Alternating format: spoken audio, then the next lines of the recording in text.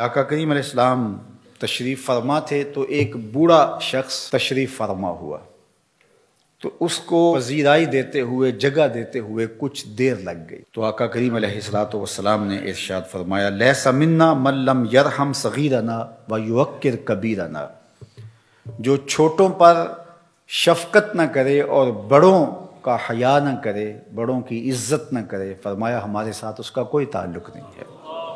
जी Shaiba fill इस्लाम, इस्लाम में जो बूढ़ा हो जाए उसकी इज्जत है। सफ़ेद बालों का रब हो के भी हया करता है। इमाम अबू नईम अल अस्फहानी ने हिलिया में लिखा, कोई मुसलमान जब 70 साल की उम्र में इंतकाल करता है, अल्लाह उसके बुढ़ापे का हया करते हुए बगैर हिसाब के जन्नत अता कर देता है।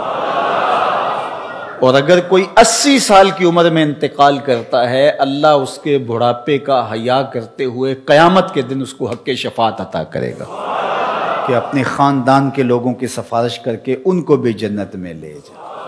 तो फिर बूढ़ों से ताल्लुक़ रखने चाहिए ना, कि काम आएंगे ताल्लुक़, आखिरत में ताल्लुक़ काम आएंगे। तो कहा जो छोटों से शफ़क़त नहीं करता, बड़ों का हया नहीं करता, फरमाया मेरे दीन में उसकी कोई गुंजाइश नहीं है। अल्लाह अकबर। सूफिया फरमाते हैं बड़ों की इज्जत करो, उसकी नेकियां तुमसे ज्यादा हैं। छोटों का हया करो, छोटों पर शफकत करो, उनके गुनाह तुमसे कम है। यूं सोचने लगो कि उसकी नेकियां ज्यादा हैं, इसके गुनाह कम हैं। तो हमारा दीन कितना सुथरा दीन है, कितना पाकीज़ा दीन है। और अगर उस दीन के मुताबिक हम चलना शुरू कर दें तो कितनी साले मुआशरत तश्कील पाएगी। कोई एक दूसरे के लिए ज़रर का बायस होगा, एक दूसरे के लिए तकलीफ का बायस होगा। आज तो हम भाई भाई का गला काटने लगे, आज तो ये जहन्नमज़ार बन गया मुआशरा।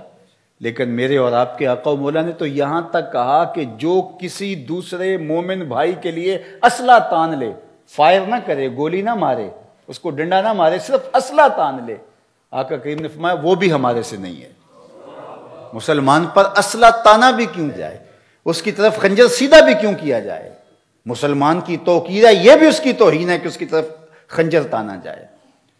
और हम लोगों के साथ क्या कर रहे होते हैं। तो आइए आका के बताए हुए दीन के मुताबिक अपनी राहों को मुड़ो।